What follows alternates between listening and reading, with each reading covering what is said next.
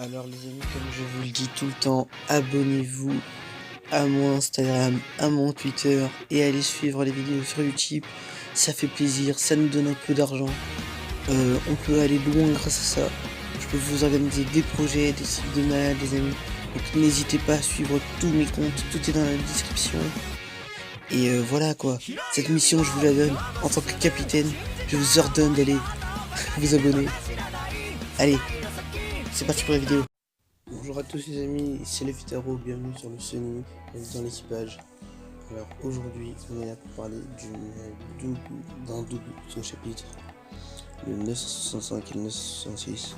Ça fait longtemps que j'étais pas de retour sur YouTube et là je serai beaucoup plus fréquent après les fêtes, après tout. Je serai de plus en plus fréquent sur YouTube. Le 965 je vais essayer de survoler puisque j'ai vu beaucoup envie de faire le 966. Donc voilà, c'est parti pour le 965. Alors, 965, on voit encore Oden sur le bateau de Barbe Blanche qui vient d'avoir Yuri et Momo après avoir discuté beaucoup avec sa femme Toki, enfin sa future femme Toki, qui est beaucoup discuté, on les voyait souvent parler et au final ils se sont mis ensemble. Il vient d'avoir ses enfants et il est encore sur le avec les pirates de Barbe Blanche, donc on sait que ça va bientôt s'arrêter.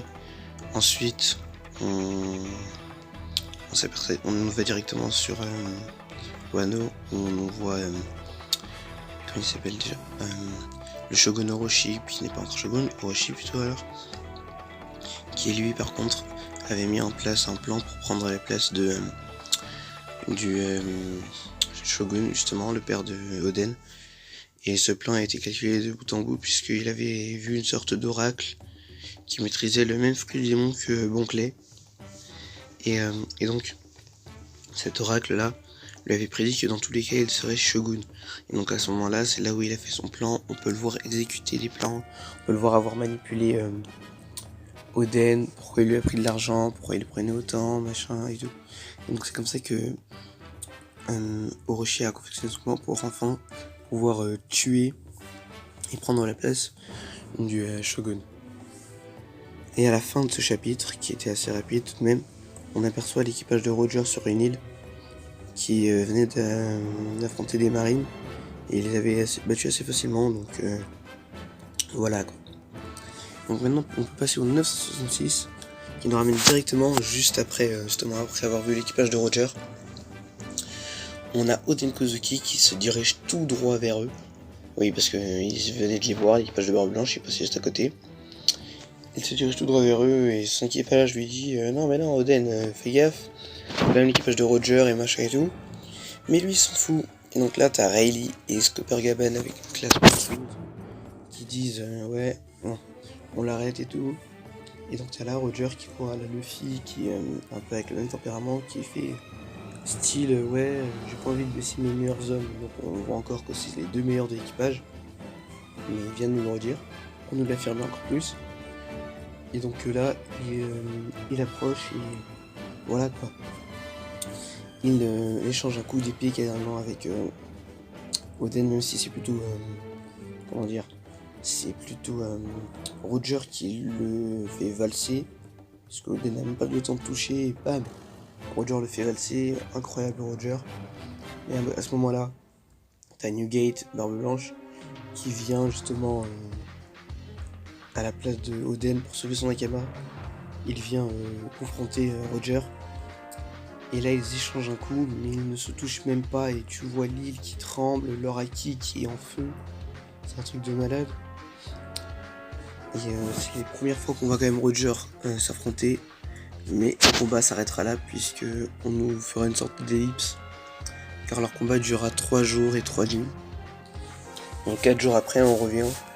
Et donc tu as Roger qui cherchait à déchiffrer les poneglyphes. Et il s'aperçoit que Oden lui peut les lire. Et donc demande à Barbe Blanche de lui prêter Oden. Sauf que Barbe Blanche ne veut pas accepter. Pour lui Oden c'est un frère, un vrai membre de son équipage. Donc il ne veut pas du tout le passer. C'est la première fois que je vois aussi Newgate dire le terme frère. Puisque pour lui d'habitude les membres de son équipage sont des fils. Donc pour lui cette fois Oden est un frère. Donc ça reste à voir, ça reste à étudier. Et voilà, mais Roger nous dit que il cherche cette nouvelle île qui est après Roadstar, je crois, je ne sais plus comment elle s'appelle, normalement j'aurais mis le nom. Il cherche une autre île qui est sûrement Lauftel ou Raftel, pour ceux qui savent pourquoi je dis Lauftel. Et donc à ce moment-là, il lui demande toujours Oden. Il lui dit que ce sera seulement pour 1 an et que voilà, il n'y aura pas plus et je te le rendrai après. Et donc encore, t'as un Blanche qui ne veut pas. Mais au final, les hommes racontent leurs rêves. Monsieur Roger, on n'entend pas du tout ce qu'il fait. Enfin, on ne lit pas du tout ce qu'il dit. Il nous dit bien oui, bien ouais, j'ai envie, moi je serai nanana.